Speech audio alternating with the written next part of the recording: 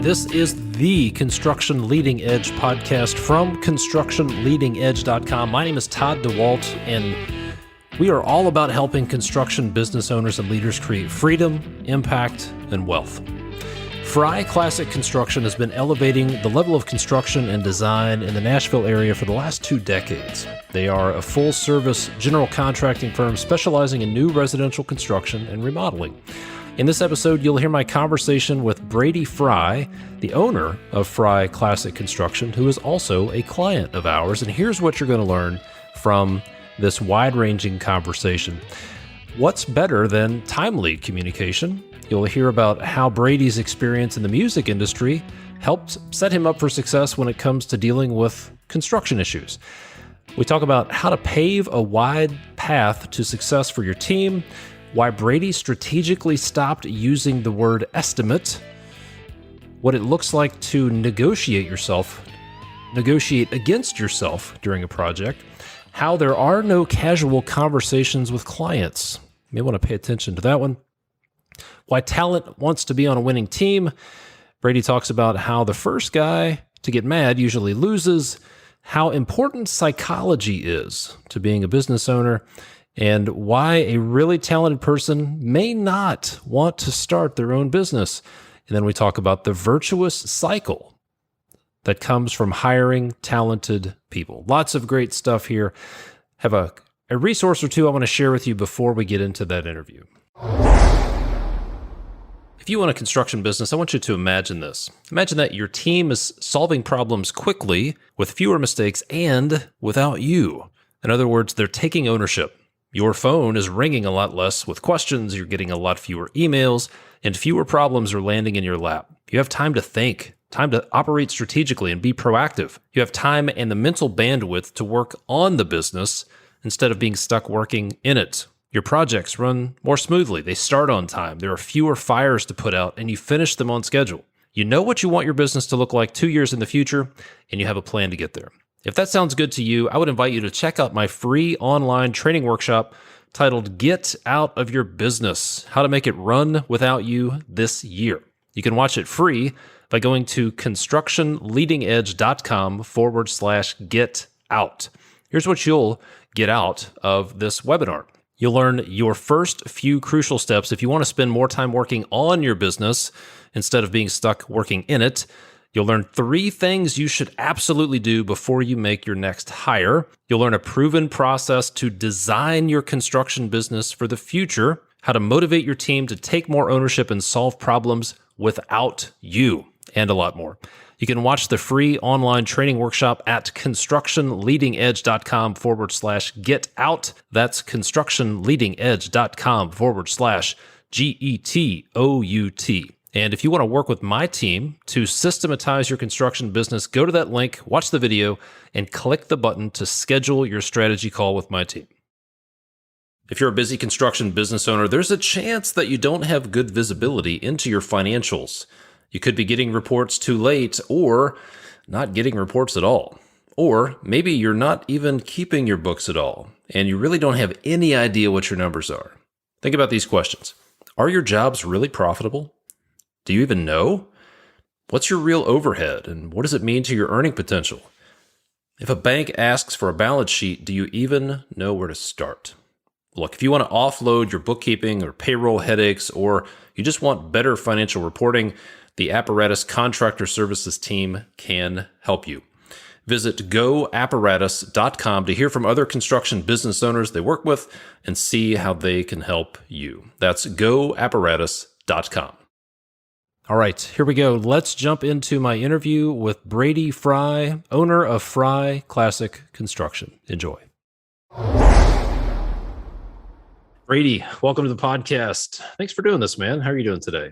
I'm glad to be here. Thanks for having me. Yeah. So tell us a little bit about your business. Where are you located? What kind of work you're doing? How long you've been in business? Yeah, well, my company is Fry Classic Construction. We're in Nashville, Tennessee. I think the nature of our business would be considered primarily single-family, high-end custom homes. Almost all of our projects have a homeowner attached. So we do very little spec work. We do some remodeling as well. So I've been here. I moved to Nashville in 1991 to attend Belmont University and basically started in the construction industry in the late 90s. So really, I guess 24, 25 years. And I've got some employees that are still with me from those early days. I like to remind them that even though we've been around a while, I think that Fry Classic Construction in its current iteration is just a few years old, really. We've got a lot of new team members.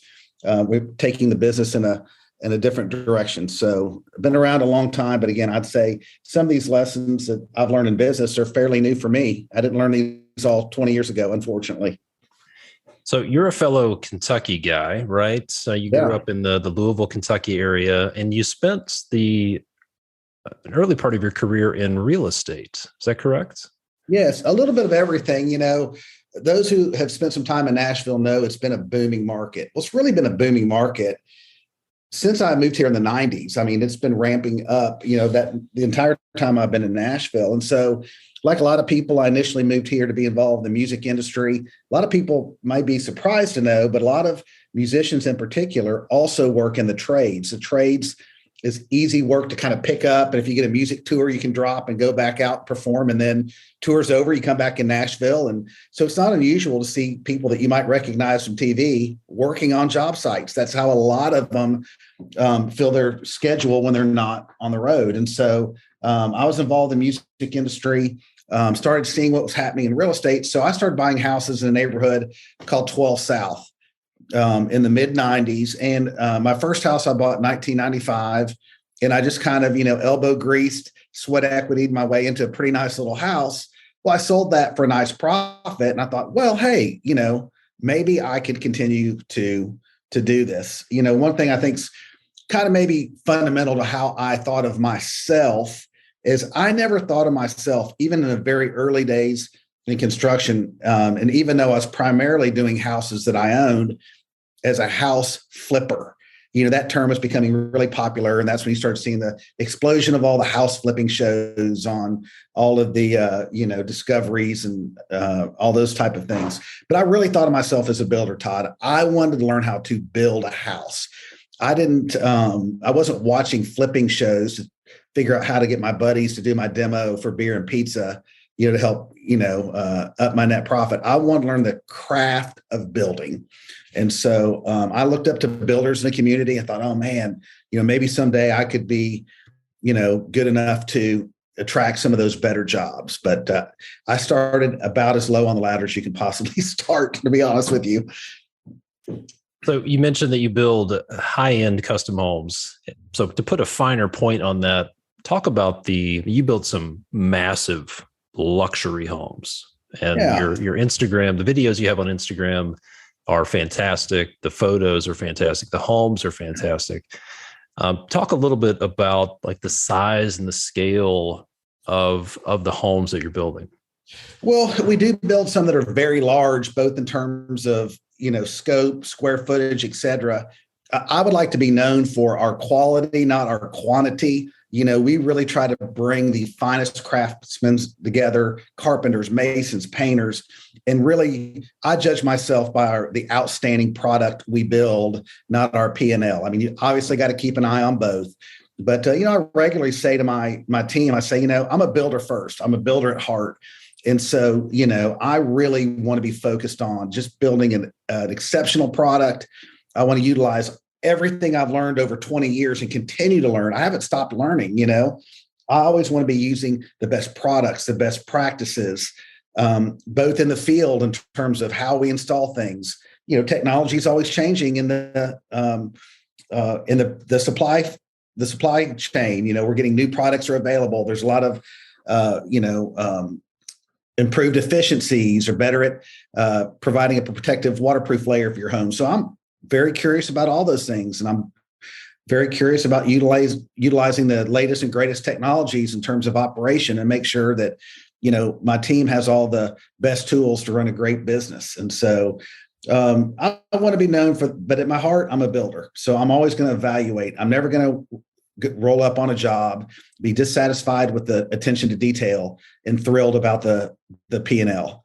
I always want to love the detail first, and then if for some reason we had some missteps and that job didn't perform like we hoped financially, well, then I can reconcile that. But I'll never go home and go, oh, you know what? The house is okay, but we made a ton of money, so I guess that's fine. I just honestly don't think that way. In our market, the size and price is, the top of the market. We have many projects over $7 million, some probably closing in on $20 million. We'll build things that are, $700 to $1,000 a square foot. So for this market, I know in some of the coastal areas that maybe seems like a bargain, but for Nashville, that's pretty much top of the market. Yeah, you mentioned this is something we haven't even talked about. You mentioned that you were in the music industry, and I know you're a guitar player. But tell me about your background in the music industry. Well, there's a couple different chapters, I guess, to that as well. I'm a guitarist. I love playing guitar, but I realized very quickly, anybody who's visited Nashville, this is the World Series of music. Everybody who's here is the absolute most prolific musician from their hometown. And I'm sure they left their hometown with lots of, pomp and circumstance. I'm going to Nashville to make it. Well, everybody came to Nashville to make it. There's so much talent here. Nobody who's just an average musician would dare get up anywhere and just pull out a guitar. Everybody in your audience is probably an above average musician and up to spectacular world-class musician. So you just don't see that. Hey, I'm going to pull out an acoustic and sing my bad version of Brown Eyed Girl. Like that's just not Nashville, And so I realized a couple of things pretty quick. It was very, very competitive. And I realized, I wasn't, truthfully, Todd, nearly as good as I thought I was. You get here and you see how prolific people were. I was like, wow, man, here's this guy that can just play circles around me and he's playing for tips. So that doesn't seem like a great plan forward. And I knew I wasn't a songwriter. Also we have a huge songwriting community here. I never really was interested in songwriting. It'd be great if I was. I think that's a talent, and a talent like all talents that you can get better at. But I was like, I'm not really a songwriter. I'm probably not going to make it as a musician, but I still wanted to be involved in the music industry. And where I found that I was valuable was more behind the scenes. So I worked for a couple of artist management companies here. A lot of the work that I got initially, kind of when you get into the music business in Nashville, a lot of times you start on the road, you go out and you're a road dog. And so I got out and did some tour management and would go out and manage these tours. And, it's interesting because it's not that different than building houses. I got a bunch of stuff I need to happen. A bunch of people are going to need to perform, in concert with each other to get these 4 semis full of gear to another town, get it all set up and get ready to perform tomorrow night because we're opening the doors at 6:00. So there's just a ton of logistics that come in with that. But, you're dealing with semis, you're dealing with bus drivers, you're dealing with fuel, hotels, luggage. Just everything. And, I guess somewhat like construction, some days it feels like all of those things go wrong. Vehicles break down, equipment doesn't operate. And so it's just a very, very intense kind of environment. And then, as good or bad as it goes, it doesn't really matter because tomorrow you got to do the exact same thing. And so in a lot of ways, probably my temperament, my ability to multitask, I probably really developed some ability to be cool under pressure. One of the things I decided on the music tour, there were plenty of opportunities to kind of have a hair on fire moment, just abject panic. Like, I don't know if this concert's going to happen or if doors are going to happen on time. Something's going wrong that I don't know if I can reconcile. And I got pretty good at like knowing when do I bring, I'm going to be cool for a minute. I'm going to see if this problem, if I can reconcile it before I, bring it to other members of the team. and, I can't put put the horse back in the barn at that point. So a lot of times I just try to stay calm, work my way through it. And the majority of the time I was able to do it. I was able to get something corrected, and everybody else might not have even known the big obstacle I was trying to overcome in the meantime. So, I think that's a good lesson I learned of being on the road, because, man, if there was ever a business where everything that can go wrong will, it's being on the road, trying to play music. I mean, it's just incredible. Yeah. Yeah. I've been impressed. I've told you, I've been impressed at how I've seen you deal with some situations where there's a lot of emotion on the other side and a lot of intensity, and you just stayed calm and said things like, it seems like you're frustrated right now, and just stayed cool under pressure. And do you think you picked some of that up from dealing with just the constant firefighting? Absolutely. I mean, when I started going out on the road, I was 23. So a lot of the people that I was managing were much older than me. And so, there's a lot of things when you're in that environment as well, just from an age, I mean, you got to go around to some 50-year-old guy and give him his per diem or fuel for his vehicle. And so sometimes there's some attitude when you're the young whippersnapper out there, but you have some authority behind your name. So, ultimately I've always been it's better to attract people with honey than to, I've kind of taken that approach. So I usually want people to agree to do things, not do them. We all have situations where you got to get, like, hey man, this is really serious and we're going to have a problem, but that's not, I don't enjoy leading that way. All of us in a leadership position occasionally find ourselves in that position, but I would much rather take the easy road. I think in general, I just try to, whether it's dealing with my customers, employees, just kind of try to take the emotion out of it. It's tough. I have a saying, I don't know if I made it up. I'll take credit for it. I didn't hear it anywhere else, but I've always said, in business and golf, the first person that gets mad usually loses. So if I'm playing golf with a buddy and it's 3 holes in and he's, doing the tomahawk over his head with his golf club, I'm feeling great because I'm about to win some money, and I feel like that with my employees and my homeowners. Like, usually people revert to anger and emotion when they're losing an argument and they're trying to, double down on it a little bit. So that's not always true. There's sometimes people are rightly frustrated, and I'm the target of that frustration. And I try to be empathetic to what they're going through and maybe how my actions are putting in that position. But I don't try to double down on it or go tit for tat with the emotion. Things can really escalate. That's when you say things that you can't take back sometimes. And so, when you're in control, you avoid those consequences when you say something that's purely an attack or retaliation in order to make a point, because you feel attacked. So therefore I have to attack. And I just really try to avoid that, as much as possible. Yeah. So let's talk about the type of projects you're building. These are $7 million, $20 million projects. You're working with professional athletes, music, people in the music industry, very high net worth individuals. What are some misconceptions or things that would surprise people about the type of projects that you do? Well, I think one thing that's a little bit surprising is sometimes maybe you're a little bit newer in your business or younger, and you look up to somebody who's doing work that maybe you aspire to do at some time in the future. You think that everybody has a big rubber stamp and everything they do just immediately gets approved. There's no problems. There's no, they're not constrained by budgets. And that's just simply not true. I mean, if there's probably something that's most surprising is I'm facing the same problems that guys that are much newer in their career are facing. I have to deal with expectations. I have to deal with, egos. Sometimes I have to deal with, subs that don't perform. So I think the challenges are pretty universal. And I always say, a room full of builders feels pretty much like a room full of builders.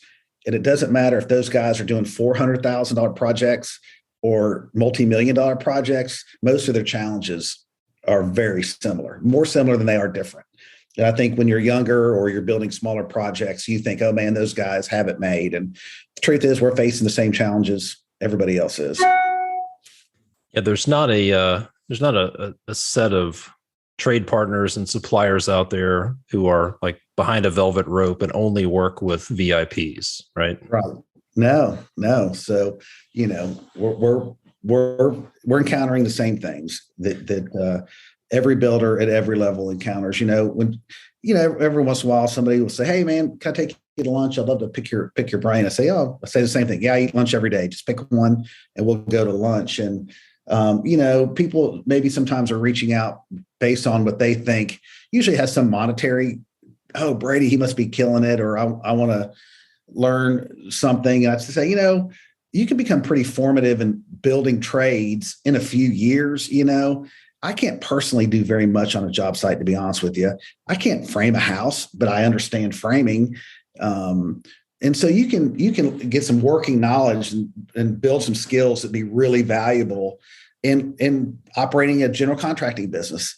Figuring out the people is a lifetime endeavor. I mean, I never go, man, I just got this customer figured out. I mean, every customer's different. Maybe a dialogue or some piece of information that you shared with the customer was like really effective with one customer and is just a zero, doesn't bring any understanding, any agreement with another customer. So you're just trying to figure those customers out. And, I feel like that's really just a lifetime endeavor. If I find the, silver bullet, I'll be happy to share it with your listeners. But I can tell you, over 20 years in, I've gotten better at communication, but it's, I can't say that it's mastery. It's just ongoing.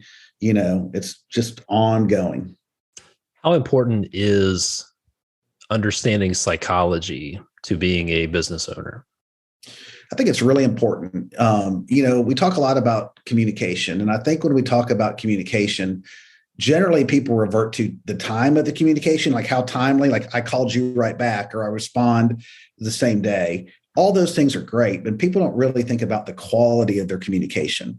What words am I saying and how am I saying those in a way to build understanding with the person I'm communicating with?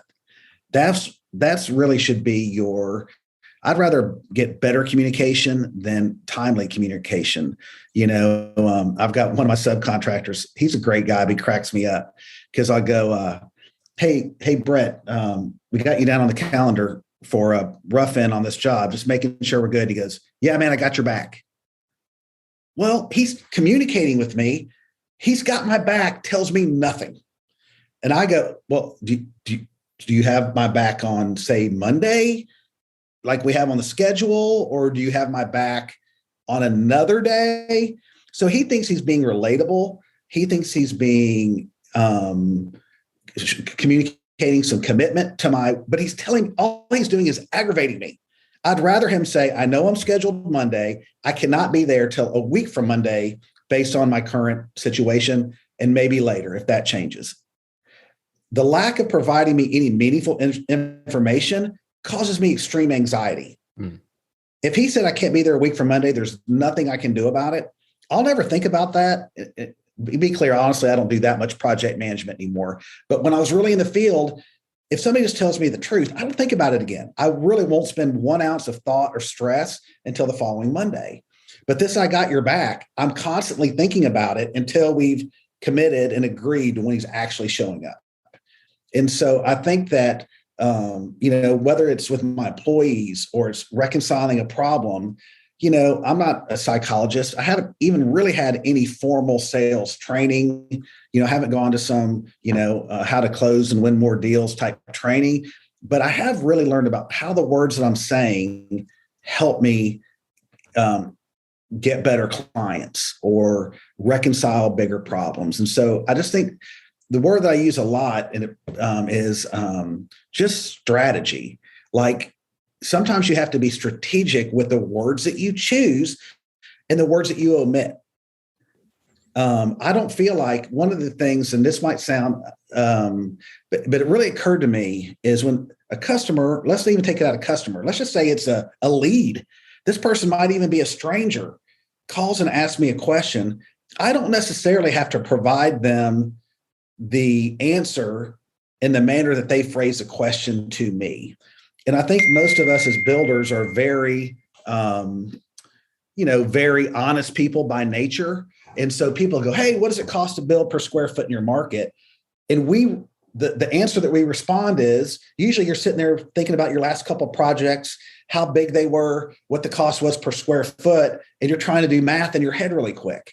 Well, I don't feel like I have to answer anybody based on how they ask a question. I might be able to ask, maybe I even ask a core question. Well, why do you ask? Is there a price per square foot that's mandatory for you to make a hire? Maybe that's a good way to answer. Maybe I might take an alternative approach. Maybe I would deliberately, there's a concept in sales called anchor pricing, which is you deliberately think about the vision of an anchor. If somebody tied an anchor with very little string and the tide rose, what would happen? They drowned. They don't have enough rope. They can't float up with the tide. They've moored themselves to the dock without enough rope. Well, you can also anchor yourself high. What if you had a lot of extra rope, and instead of you diverted that conversation and said, oh, well, every house is different. That's true. But you know what? A lot of them, they all have lumber and plywood and drywall. So a lot of the things, every house isn't made out of, completely. I haven't built any houses out of carbon fiber. I mean, they're all some version of similar materials orchestrated thoughtfully to execute a vision. So what if you, instead of said, well, I can't answer, you set a price that you felt like set you up for an opportunity to win. And so I try to think about how I'm answering those things in a way that sets up an opportunity. I always talk about with my team, I want to pave a wide path to success. I don't want to perch success on the head of a pin. It's too difficult. So wide path to success. And I want to do that with my language and how I communicate with people to allow that to happen. So it's a really big issue in my head. Now that I'm not as involved in the day-to-day production of the homes, I can kind of look down from this 30,000 foot view, this bird's eye view, and go, hey, this is a really challenging environment we're working in. How can I navigate this skillfully to still have a nice track record of success, still build a relationship and trust with the client, not distrust, even though we're in an environment that makes that a big challenge. So I think about that a lot, to be honest with you. I think about it probably daily, how I'm going to go navigate a situation with skill to build understanding, trust, and relationship in an environment that's very, treacherous and trying to maintain all of those things. Yeah. Let's talk about sales strategy. Why did you stop giving out free estimates? An aforementioned young builder that calls me and wants to know about something that's going on in my business, and they'd like to apply it to their business. And they say, oh, Brady, like, when did it all happen? What was the big moment? What was the thing that changed everything? And for me, the answer is always, it's when I stop charging for estimates. And I'll usually get the answer back, Todd, that, oh, well, I'm smaller than you, or I can't afford to do that yet. When I decided and I committed to do it, I actually had very little work. I'd read a book years ago by Michael Stone called Markup Profit, A Contractor's Guide. And that's when I just said, I'm committing to doing this. I think it's a best practice. And, that's when I started doing it. It changes everything. It really changes everything. And people think I can do it because, again, maybe I have some steam in the marketplace. And I try to distinguish that. What I say is, hey, the pre-construction agreement, you can call it whatever you want. You can call it a pre-construction agreement. You can call it a professional services agreement. You can call it about anything you want. But all it says is, I'm a professional and I don't work for free. And I can tell you, the best clients expect it. I think it really raises the level of respect they have for the person they're engaging when that person isn't just, giving out their work free. It's not really any different. We've all probably been in a relationship at one point where, somebody liked us maybe more than we liked them in college or high school, or some girl that just, for whatever reason, I know you were a big athlete. I'm sure you had lots of young ladies in high school and college that were attracted to you. And, the ones that were probably most interested in you, maybe were a little less interested in. Well, who are you interested in? The person who wasn't always available, the person who, you call them and say, hey, I'd like to go out. And they say, well, I don't know. Let me check my calendar, because that person, it creates some scarcity. So I just think there's some things, that are just inherent to human nature that we can, employ even in selling construction services. So those are a couple of the key things. One of the other big things I'll say, you will never, this is kind of a little aha moment. There's a builder that I really looked up in town. I looked up to his work. I said, man, he's just so good. Their work looks so good. I really aspire to do the quality of work that this other company's doing. Well, what I realized is he doesn't take any work that's not, Mike Hudson was the guy's name. Mike Hudson only builds at one level. And if you want to employ Mike Hudson, you have to agree to build at that level. That's just very simple. And it's very hard to do that if you're in a competitive environment. You want to engage your customers as quickly as you can in a consulting, and you're the expert environment. That's the relationship you want to have.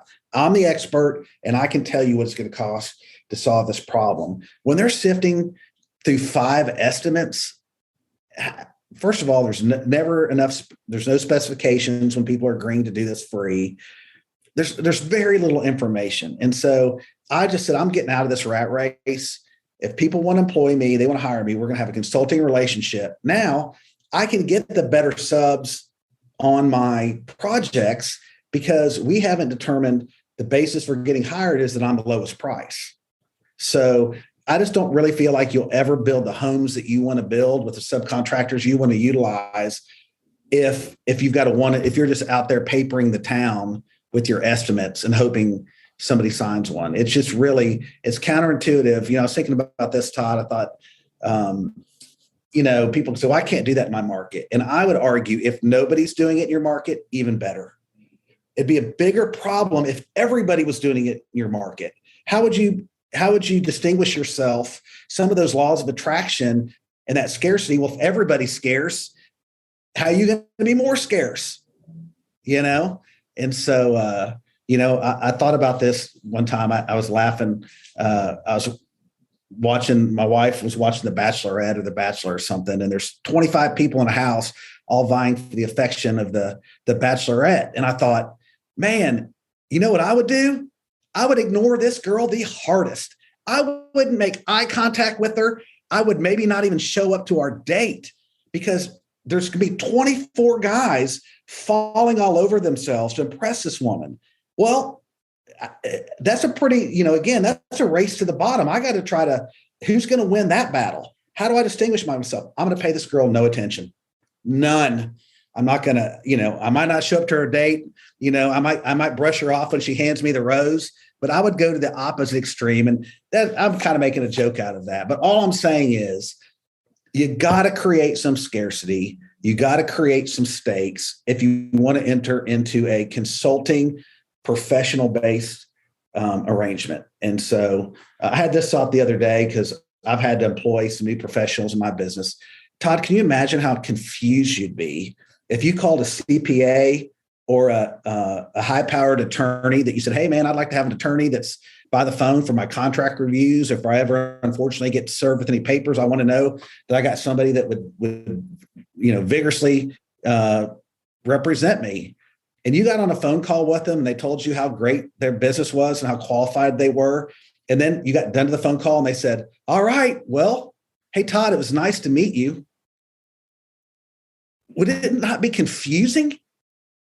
You'd be completely confused. But when they say, hey, man, I'm going to email you over a copy of my retainer agreement, you hit that up. And then we expect that. We might even be frustrated if they didn't provide it. And I think the best clients feel the same way. There's you might have just nailed the best meeting of your life, and your customer's sitting there going, what's next? And if you don't provide it, not only are you not maybe securing a job that you want with your ideal client, you're frustrating them. They're going, good, now what? And you're going, all right, see ya. So have it ready, present it at the first meeting, and move on. The best clients always sign it. People act like I'm a wizard when I talk about these agreements. Todd, they're zeros. They get signed so quickly with no pomp and circumstance or fanfare. They're ready to sign. All I've got to do is present the document, and then we move on. I've worked with, this is something that I realized about a year and a half, 2 years ago. It became apparent. People were talking about all their problems, and I need to hire an estimator. I need to get more efficient and proficient at cranking estimates out. And I realized, wait a minute, the root cause of a lot of your problems is that you're spending 40 hours a month on estimates that don't go anywhere. And then when you get those projects, you have all these allowances and gaps and all these missed expectations. Like the answer is simple. You need to just stop doing free estimates and get paid for that work. And there's so many misconceptions about that. People say the exact same thing to me. Well, it doesn't work in my market because of this. And I can't do that because of this. And how can I do that when all my competition does it for free? And I would say, do you want to be just like your competition? But it is such a mental hurdle to get over. But I've seen so many people get over that hurdle. And it's so easy. If the builders out there will do it, I mean, I'm telling you, it won't be in 3 years. In about 3 months, nobody could ever convince me. Nobody could tell me that it's unfair. I couldn't be shamed because I know what my business was when I wasn't doing it. And, we talked about kind of communication, and I kind of like to solve these riddles for people, these problems that they're having. So one of the builders I'm in a builder group with, really sharp guy. He's a great builder.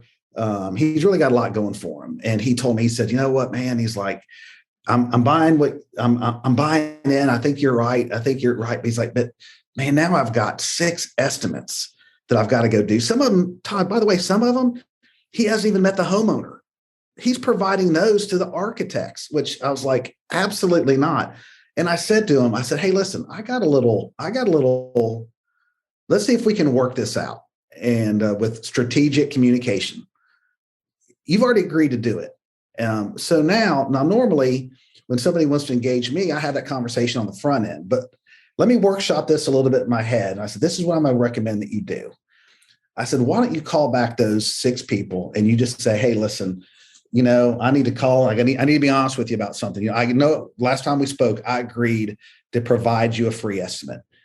Well, I need to be honest. I've already realized I'm not going to be able to build these houses. Not only am I not going to be able to build the number of houses of people that are reaching out to me, I don't even have time to do the estimates. So what I've decided is I want to try to identify the people that are really most interested in working for me. And what I found is, I know this is,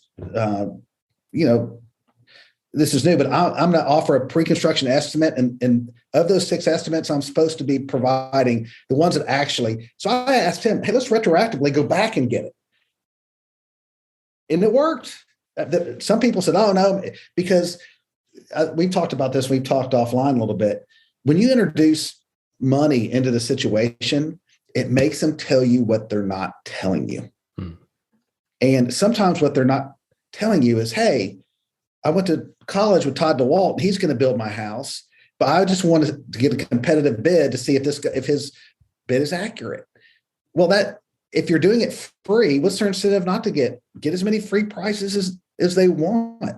But as soon as you inject money into the equation, it forces them to tell you what they're not telling you. Because if they really just wanted to hire you, then they would pay for it. Analogy I had, everybody in the construction business has tried to get a truck, and they went, the dealership says, we got no trucks. And you say, yeah, but I really need a truck. And they said, okay, well, I got a truck. It's going to be here in about 2 months. But I've got, 20 people on the list that want trucks, and I got one truck that comes in. I'll give it to you, but I need a check today for $10,000. Well, if you wanted the truck, you're like, no problem. You would immediately write the check for $10,000. Now, if all you wanted him to do was to quote you a price on the truck so you could go around town to see if anybody would give you a better price on the truck, then you would hedge, because you're not really trying to buy a truck. And all I'm saying is I want to know what the nature is of our engagement. If somebody came to me and they were actually honest and they said, Brady, we don't think this house is really in your price range. We're maybe not your ideal customer, but we got a young builder. The guy seems like he's got his head on his shoulders. He seems passionate about his work. We've seen a couple of jobs he did. We're really impressed, but he's young. Any way you'd consider doing a budget review for us? I may be willing to.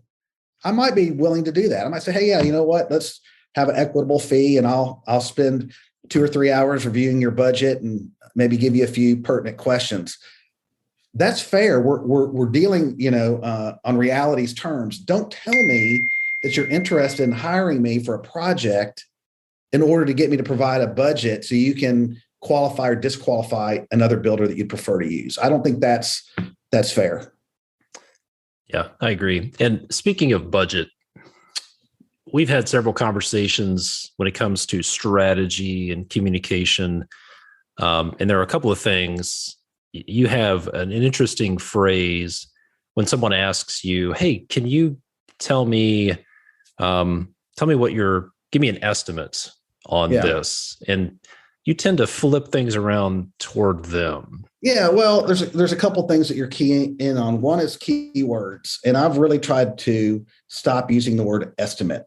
Just it's vernacular. Maybe people are associating budget and estimate to mean the same thing. They don't. But I've stopped using the word estimate. I use the word budget.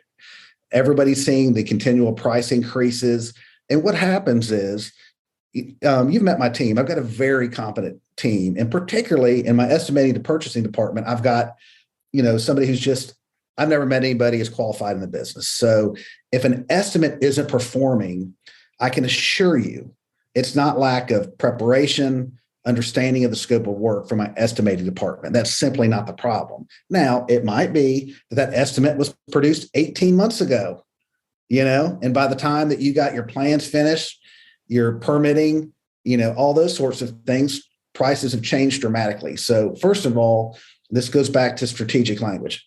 I strategically have removed the word estimate from my vocabulary and from my paperwork. I use the word budget. A poor estimate implicates a bad estimator, which I can assure you is not the problem.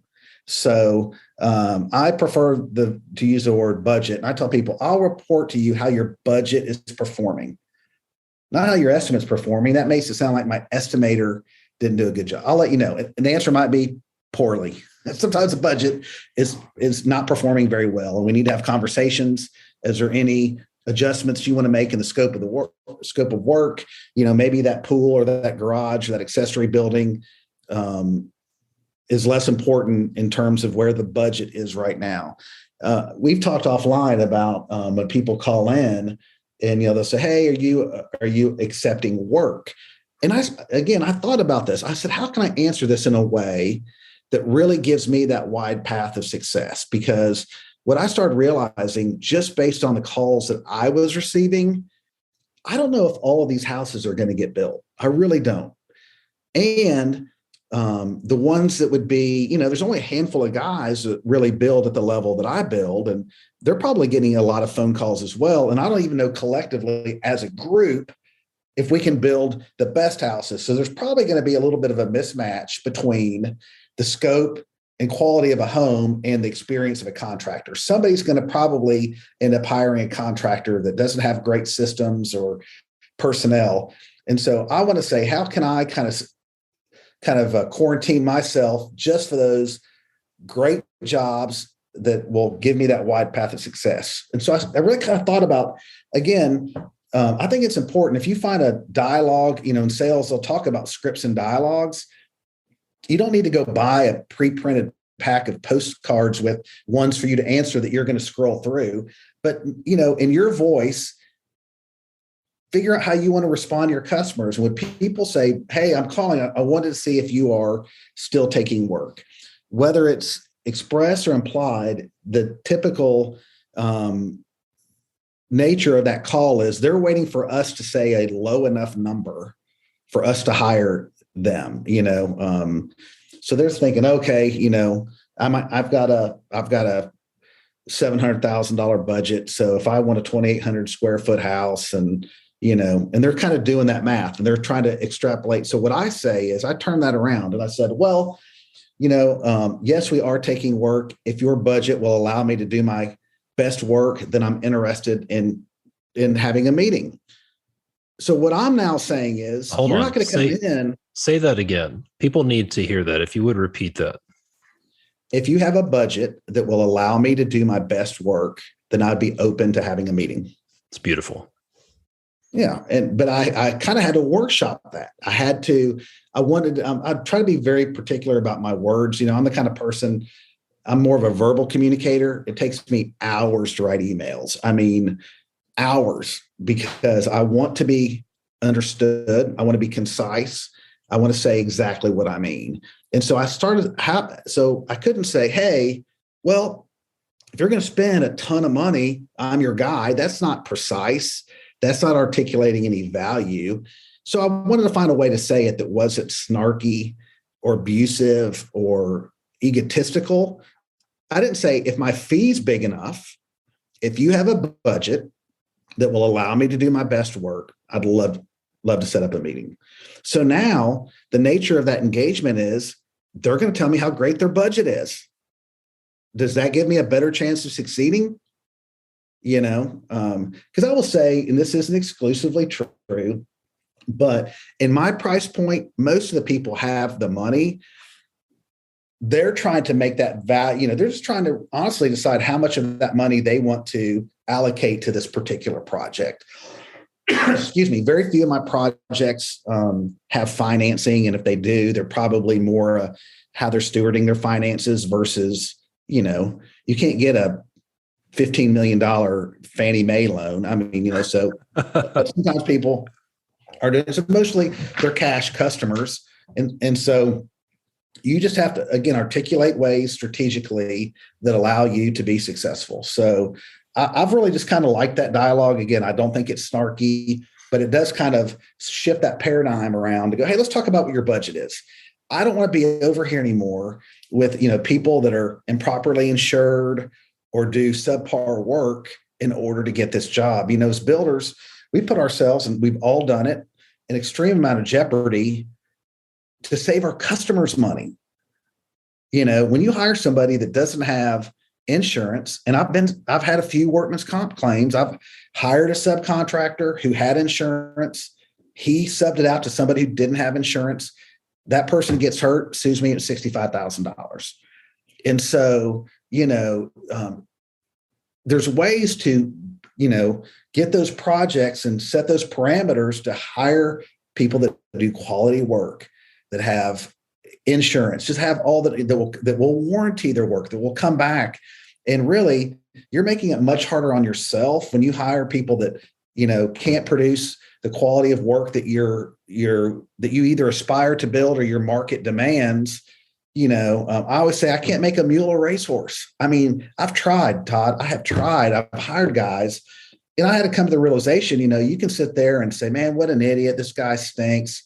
Well, ultimately, it's the contractor's fault. You hired somebody that didn't have the skill to execute at the level you needed them to execute. So as builders, we have to take ownership over the person we hire, the instructions that we give them, the supervision that we provide as they're working, and then how we inspect their work at the end. So all of those are things that we can control.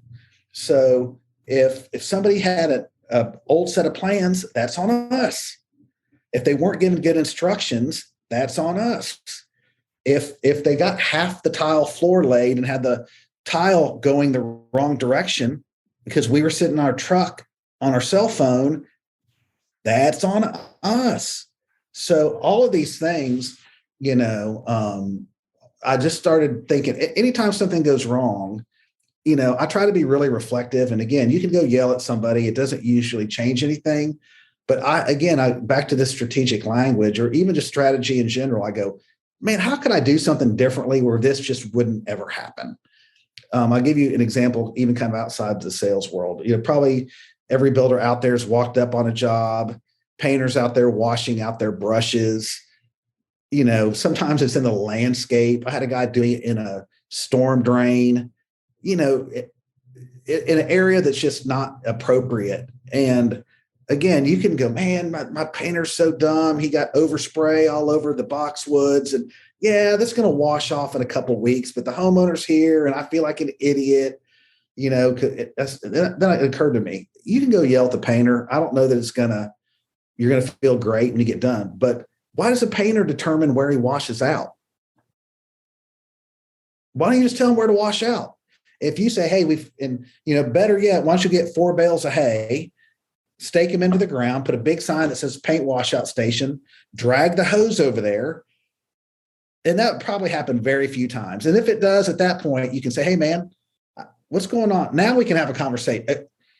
If the guy can't read your mind, they're going to do what's, easiest for them. But at a point, if you go, hey, man, now I've really set you up to succeed here. I've created a paint washout station for you. It's labeled. So now what's going on? Are you just trying to be openly defiant? At that point, we got to have a conversation. So again, I just try to think strategically, what could I do different that would get me a better result?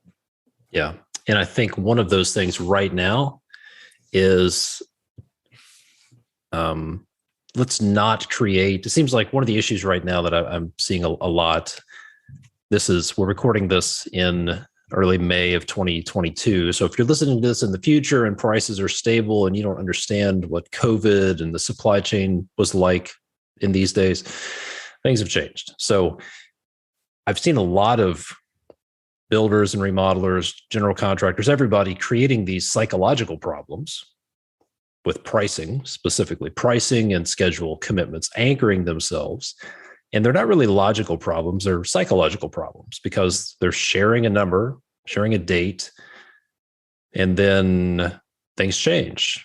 Prices increase 20, 30% a month in some cases. And then there's this psychological problem where the price or the schedule is what it is, but there's this psychological problem which sounds like the customer saying, but you told me it was going to be this, and you told me you would be done by this. And one of the things we've spent a lot of time talking about is just, it's not a matter of what, you don't have to do something more to fix it. In some cases, it's do less and just don't provide. In this case, don't anchor yourself. Just don't respond. When they ask you, hey, can you just give me a ballpark price? I know we don't have a design. I know we don't even have any idea about it, but just give us a price. And one of the things that we've talked about that I would really encourage people, and again, Todd, a lot of this stuff is pretty new to me. And I say that because it's hard to kind of have this clear thought and be the guy who's in your pickup in their driveway or on site at 7:00 in the morning.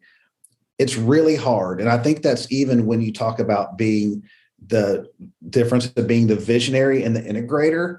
For all of you guys, I spent most of my career as essentially being a one-man operation. I think a lot of people out there are, well, when you're a one-man operation, you are the integrator. You are the integrator. There is no visionary because you're the integrator. So what's happened for me is once I got to step out of that integrator role and I've got people that integrate things for me, then a lot of this clarity only happened when I got to step back and I wasn't integrating. Okay. And so a few of the things, I had this question for years. I'll give you a great question. Hey man, I know we're in a cost plus. They don't even say that. Most of my work for your listeners is cost plus. And so I would get 2/3 of the way through a cost plus agreement. And the homeowner would say, hey man, we've been at this months or years. Like I want to know what it's going to cost to finish, which is a completely reasonable answer. That's not nonsensical. That's completely reasonable. Well, what I would do is I'd come back to my office, hair on fire. I'd usually have to divert a lot of energy because, again, I'm the integrator. So now I'm not going to be in the field. because I'm in my office going through, okay, what cost have I partially paid? Which jobs what's paid in full and what have I not paid any of? And then try to create a document. And I'd go back to him. I'd go, hey, I worked on it, and I got you. It's about 250,000. We got 250,000 left. Well, then inevitably you forgot something. Now they feel generous and they go, hey, I got your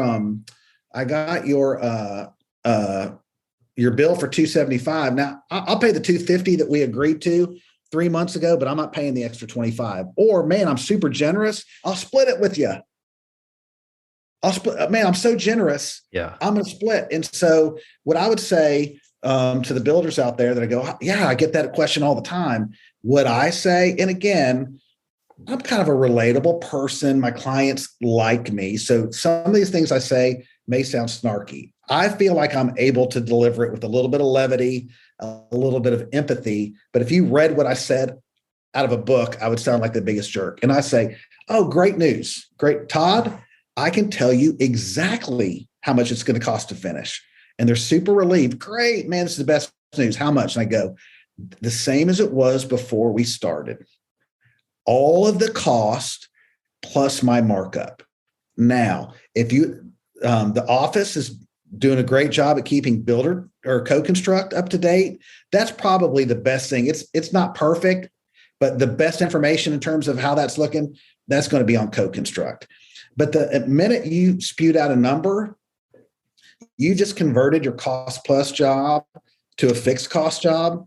And I don't think that you should negotiate against yourself while the job is happening. If they said, hey, 70%, again, talk about making these agreements. If somebody said before you signed a contract, hey, Todd, I'm going to hire you and I'm going to agree to everything that we have in this agreement, but 75% of the way to this job, I need a cost to complete, final cost to complete. You might take that job, but those terms would need to be negotiated at the beginning. You might be able to say, hey, at 75%, I can actually give you a really good cost to complete, or I can't. But those negotiations happen before you start the contract. The same thing on the finish date. We all get into, when are we going to finish? When are we going to finish? I would just say don't ever say anything less than 100% of the time that's in your contract. So that's one of the things I will say is I kind of get routine at it. All the time in the contract, probably more. All the time in the contract, probably more. And I had a situation, you met one of my project managers, just outstanding guy, Jason Carter, and we were building a big project for a family that I had a personal relationship with, and we were out to just an incredible start. I mean, all the stars aligned. Jason was just killing it. And I started getting excited. I thought, we're like 4 months ahead of schedule. And so I kind of caved to a moment of weakness, probably trying to be a pleaser, get some of that affirmation. My client said, hey, man, when are we going to be done? I said, man, I'm going to have you in here by the end of the year, maybe Thanksgiving. Well, by contract, we weren't required to be done till April. Well, man, that was really, and I've apologized many times to Jason. I stole defeat from the jaws of victory.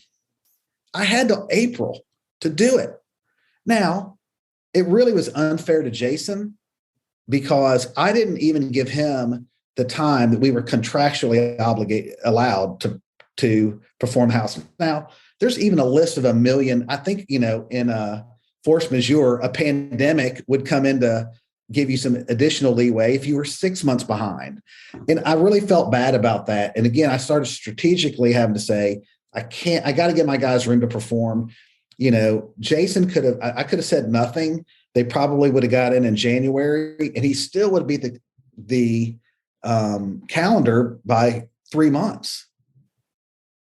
And everything ended up fine. The homeowners were happy, but I feel like strategically that was a big misstep for me. I should have given Jason all of the time and then be able to come in again later in the project on the white horse and go, great news, guys. We're going to be done 90 days early. But I probably put Jason in 6 months of stress and anxiety trying to live up to obligations that I renegotiated after we started the project. And it was the worst I feel about it, to be honest with you, Todd, was my unfairness to Jason. I didn't give Jason a lot of room to succeed. I made his success. I perched his success on the head of a pen, and that's not fair. In this environment, it's not fair. So I really regretted that. Yeah, no, that's pretty consistent with my experience. There've been so many times when I've thought I was being the hero, being the great guy. Yeah, I think we can get this delivered. I think we could save you $400,000 on this project by doing this. And then it only turns into $100,000 savings. And instead of them being happy, they're like, where'd the other 300 go? I think you guys are stealing from us. I'm like, what the hell? And so, there's an old saying, no good deed goes unpunished. And absolutely. That seems to be the case when you try to go above and beyond. Yeah. And you could have had both of those things if you just, again, would have been a little more strategic about it. You could have had the win. You could have came in, saved the 100,000, and had everybody be popping the cork on the champagne, or maybe the guy would deliver you one of those fancy bottles of bourbon that you like, and you could have been sitting there cracking some bourbon and having a nice conversation. Instead, it was a reprimand. And so we've all done it. It's nothing to hang your head in shame, but just be, what I would just say, never think a casual conversation is casual with a client. I don't care what your personal relationship is. We let our guard down, especially I'm a pretty highly relatable person. And so,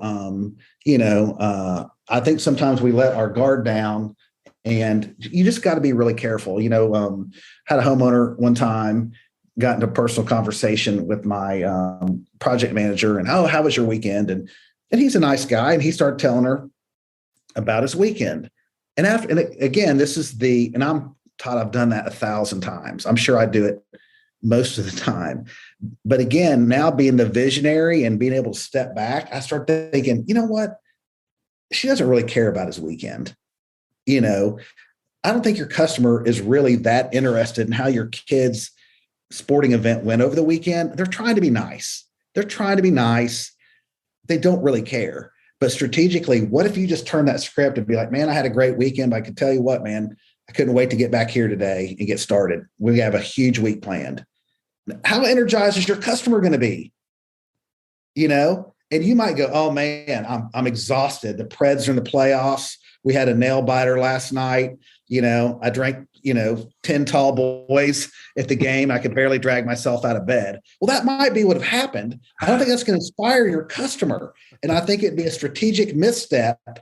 It might be truthful, but it's not helping you elevate the esteem of your business to your customer. So even if they're being personal, what if you I look at this as skills that I can bring. How can I turn that conversation back around, because that's what they really want to hear, man. All I do is live and die for your project. Couldn't wait to get here. I would have walked on my hands if I had to get here today. That's what they want to feel. And so you don't have to be ridiculous about it or be a caricature, but there's a way that you can turn that conversation away from Little League or,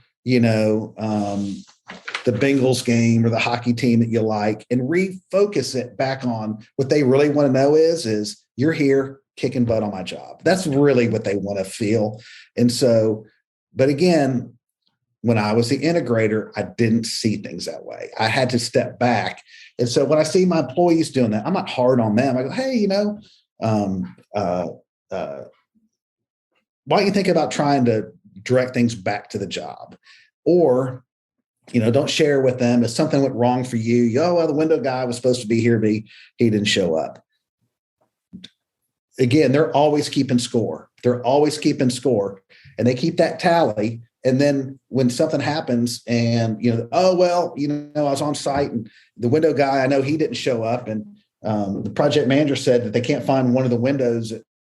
So when something doesn't go their way, all of a sudden, man, they resurrect all of those conversations that they've had is to try to booster their argument that they are, maybe we're at the end of that job and they want to give you that $20,000 haircut. And they go, well, I feel like we lost time when the window guy and all those conversations that you thought were very casual, all of a sudden, are like the 10 Commandments chiseled into stone. I mean, they're never forgetting those, and they're going to rub those, pull those out and rub your nose in it and use that as their justification for, paying you less than they probably owe you. So, I think just strategically, you can be, it's tough for me. This is still tough, Todd, but I've always said, I feel like my business would be better served if I was polite, but a little less personal. That's a big struggle for me because I'm very personal. So I fight that all the time, and sometimes I just go, man, it's who I am.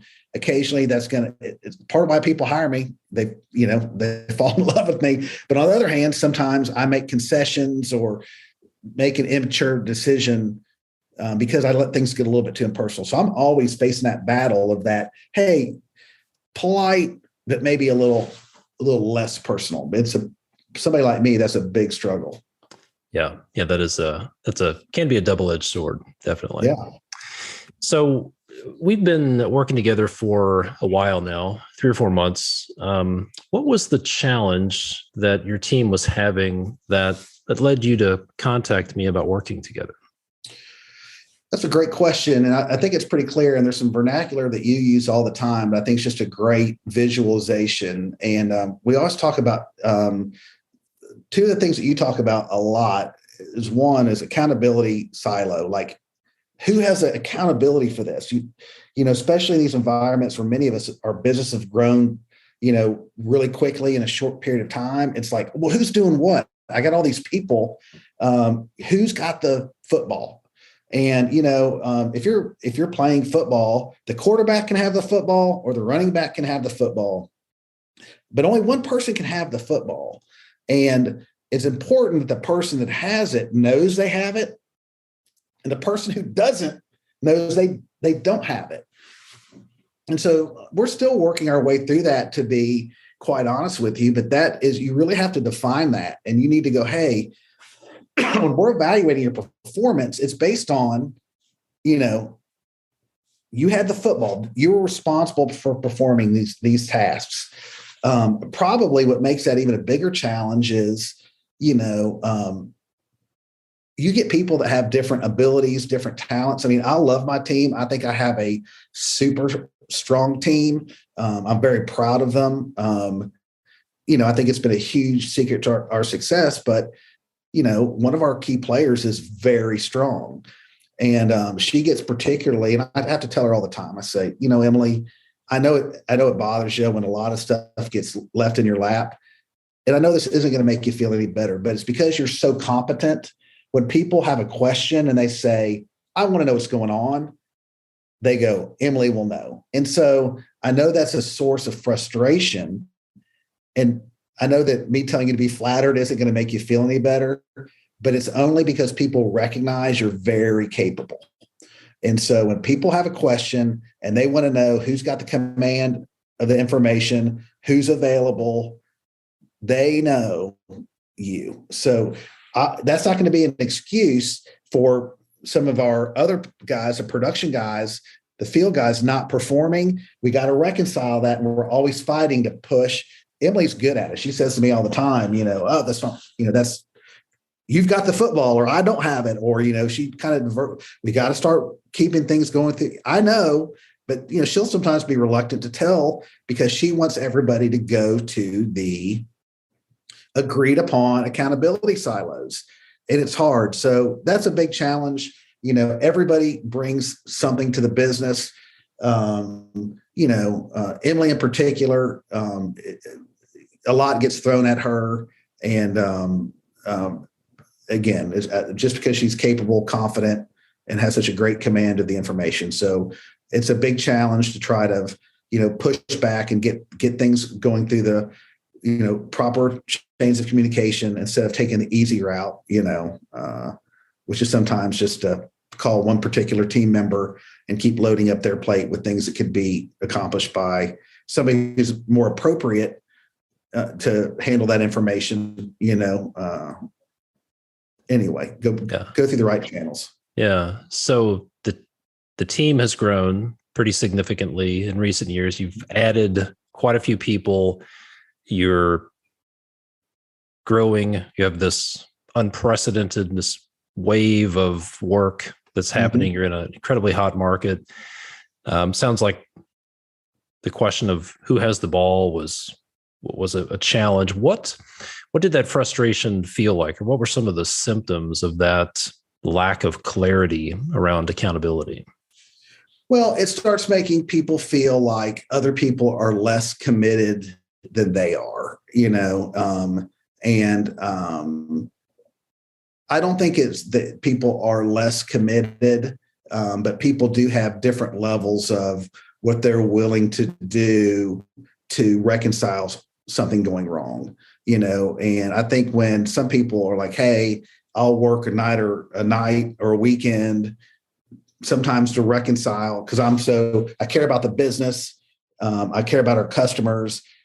So I'm gonna go the extra mile. And if they feel like other team members aren't doing that, it starts building some resentment, and sometimes I really don't think that that's because that maybe the team member who should be handling the work is unwilling to. Again, I never feel good about blaming anybody more than I usually look at myself and go, hey, I'm lacking.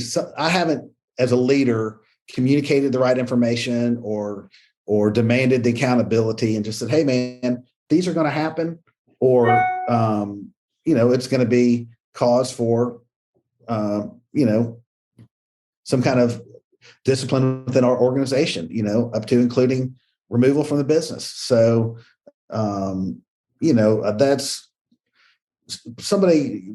I think that people hate to feel like it's always ending up back on them, or they're filling in the gaps for everybody else, so it does start building some resentment. So I know I spent some time with your team a few months ago, maybe 2-3 months ago, and we worked on developing your accountability charts, spend a lot of time with your team on nailing the handoff, dialing in the pre-construction process. How are things different now? Are you seeing some changes in some of those areas of chaos based on the work that you and your team have done? Yeah, well, on a couple of things, I think this ties into it, but I think when you said to me, hey, Brady, first, you can't be the visionary and the integrator. And so I said, well, there was a team member that was pretty obvious. He was the best candidate to be the integrator. And I said, oh, yeah, well, he'll be the integrator. And one of the things that you put on my, coaching checklist is, hey, you got to go out and talk to this guy and see if he'll accept the integrator. You just can't force somebody into a role that they may not want. And so I went to him and I said, hey, man, Todd's kind of said something I think is really important. And that's that, I got to be the visionary, but, even before you articulated that to me, I'd have ideas and I would say I was going to integrate them and it never worked. And I wasn't clear that it usually, there's probably not any big surprise to people that understand that. I would talk about these policies, processes, and procedures, and we need to have this manual so we can all be playing from the same playbook. And I said, I'm going to do it. Well, after a year of going to staff meetings and talking about it, I said, I'm clearly not doing this. Like, I got to be honest. I'm not going to do it. I want to. And it was even hard for me to say that out loud, but I had to be honest and go, I can't be the integrator. And so we ended up approaching some of those things more as a team, allocating time to go through it as a team. And so, I went and this other team member, I said, hey, man, I think that you're the obvious choice for integrator role. And he was delighted. It's very much in his gifting. And again, I think that trust, those people want to be a part of your business. They want responsibility. They want a challenge. And, so I think that all of those sorts of things, it wasn't just going, hey, here's something you're putting on me or more work. I think it actually is increasing the professional relationship. I think this guy, I was grateful that he was receiving that mantle of integrator and takes it very seriously. And he's doing a far better job than I could do myself. And what has that done for you, knowing that you don't have to be that integrator? Well, one of the things we talked about is that I think everybody just has different gifts, and ultimately, in business, even your employees are looking to see, they want to see you fulfilling a role maybe that they don't see themselves doing.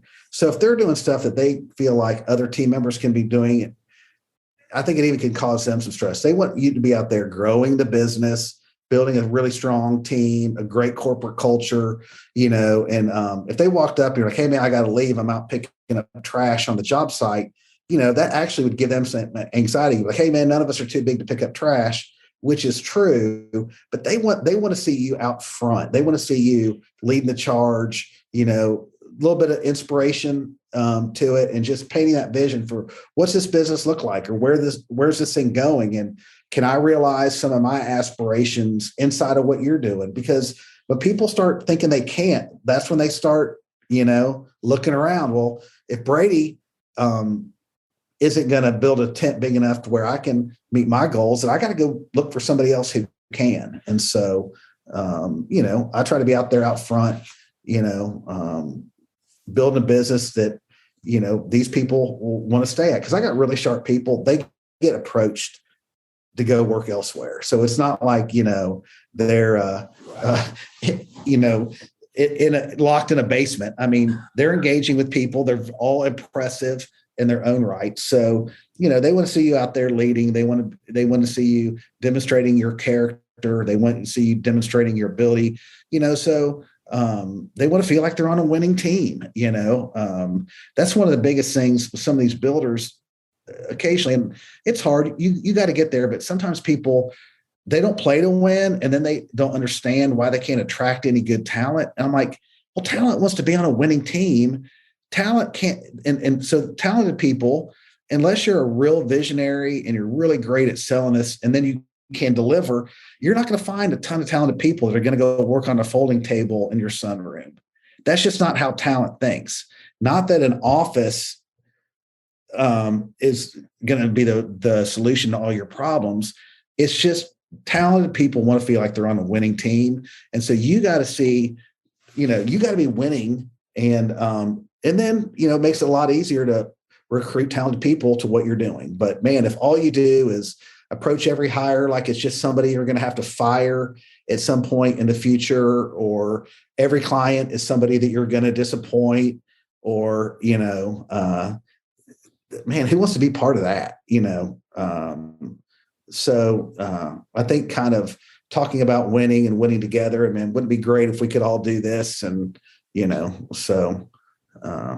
Yeah, you definitely, you have a very impressive team. The tenure of some of the people on your team, and just the caliber of people. You have one member of your team who traveled from a different state to come work with you, I think. And so clearly you're doing something. I think I was projecting winning. She was, and that's part of the social media component. But she's like, man, this guy Brady, he's building great houses, and so I was kind of helping her fulfill some aspirational goals that she had for herself, and be associated with a caliber project. And she's a little hustler. We've loved having her on the team. But again, everybody's winning. I made a great hire. She's getting to do. She's young. And already getting to work at the top level, but it's not like I sit there and go, oh no, go pay your dues and come. Like I'm thankful to have a really hardworking, employee that's young and go getter. So I think everybody's winning. We're all winning together. Yeah. And so I think that's just a core value of all of it. Like, I mean, I can't just go to a staff meeting and go, hey man, I want to make tons of money, retire independently wealthy, and give the job to my, son-in-laws at someday in the future. Like, who's going to sign up for that? So again, that's bad strategy. So, definitely. So I want to wrap up with this question. We've talked about you've answered this question in a lot of different ways, which is what I call the crack the code segment. And you've clearly cracked the code on quite a few things. We've talked about sales strategy, using pre-construction agreements, and But what is one specific part of the business that you really feel like you've cracked the code on that you'd be willing to share about? Maybe it's not your secret sauce, but it's like number 2 or 3 on the list of things you've cracked the code about. Well, and I don't know that there is any secret sauce. Everything kind of all comes together in a big jambalaya. If you're lucky of success, your history and your competency as a builder and your relationships and the what you broadcast on your social media to your is it compelling to your customers? Is it compelling to future employees? So all of those things kind of come together. So there's not one piece of that makes it great. One thing I can tell you is I think sometimes as a business owner, we're intimidated by talented people. We go, all I'll say is hire the most talented people that you can, pay them as well as you can, include them on key decisions. And that was said to me. And I thought, well, why would a person that's really talented, why wouldn't they just start their own business? And not everybody wants to own a business. Not everybody wants to deal with all the rigors of being a business owner or worry about sales or cash flow or taxes or insurance audits. There's a lot of stuff most of it's probably a bore, to be quite honest with you. Somebody sees the reveal of a pretty house and they go, yeah, but that's like the best day I had all year. The wife crying and hugging me, with excitement over this beautiful project that's now come to life. Like, that was a pretty short time. There's a lot of times like, hey, we got your insurance audit. You owe $25,000 more on your workman's comp policy. There's a lot of that. And so not all talent wants to run the whole show. Now, the thing I can tell you is the better the talent pool that's come to work for me, it has made a huge difference in the work I get. I think when we have meetings, my potential clients go, man, these people know what they're doing. It's clear. I think architects, they know whose businesses are chaos and whose are well run. And so the architects are going, man, I talked about my back room that I'm really proud of. They attend my meetings with me. They're very forward facing to my clients and my architects. And so even if those people are interviewing other builders, they're going, wow, who's doing that? Brady's got these people that are super experienced that can produce this information and these approvals. And so, you hire those smart people. One of my key employees that we talked about, that's my integrator, he was operating his own business. And when I kind of put the appeal out to some of my vendors, like, hey, I need somebody to do this in my business. I'd known him for about 10 years. One of my vendors said, oh, you ought to talk to this guy. He might consider it. He's really thriving in my business because he's getting to work more regular hours. He's not having to do sales estimates and bookkeeping. He gets to do the things that he enjoys. He's spending way more time with his wife. And so it's been a win-win. The guy's really super experienced. He's super sharp. He's impressive. When my clients, anybody engages, I'm like, man, I'm proud to have that guy on my team. So I just think you get those really talented people. You set a big vision for them, and man, they really want to help you accomplish it. It's amazing how much personal stake they put in helping you realize some of your goals. Because again, we're all in it. We're all winning together. So hire the most talented people. They'll attract more talent. They'll attract better jobs with better clients, with better design teams. It just all kind of moves up together. Yeah, kind of a virtuous cycle that goes up. The more hire talented people, pay them as much as you can, and engage them in key decisions, get them involved, and it goes up. Great stuff. Well, this has been fantastic. I really appreciate the time you've spent and everything you've shared. If folks want to, well, let me ask you this, and then I'll give you the opportunity to share where people can connect with you. You have an audience of a few thousand of clearly the most talented, attractive, inspired people in the construction industry on the planet listening to this podcast. Yeah. And yes, that is pandering for those of you listening. What's something you would share with them as parting piece of wisdom, Brady? Well, there's a million ways to make a living in construction services. We all talk about the skills gap, but that really even flows into the contractor gap. So, find out what part of the marketplace. Don't listen to this podcast and just assume that, man, you got to get into single family custom homes to make it work. You can make it in all segments: home improvements, remodel, trades.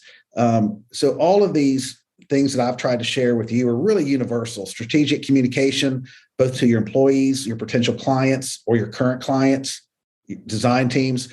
All of those lessons are really universal. So those aren't things that just become important the bigger the jobs and the bigger dollars. So think about what you want to do. Don't chase a marketplace because you perceive that it's easier, there's more money. Create a winning team. And really, the sky's the limit.